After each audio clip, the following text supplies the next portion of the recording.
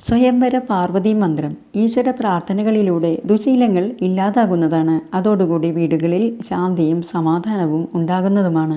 ഐക്യമത്യവും ശാന്തതയും നിറയുമ്പോൾ ഐശ്വര്യവും അഭിവൃദ്ധിയും കുടുംബത്തിൽ നിറഞ്ഞു വരുന്നതായി കാണാം. വളരെ ഭക്തിയോടെയും വിശ്വാസത്തോടെയും ഈ നാമങ്ങൾ ജപിച്ചു നോക്കൂ.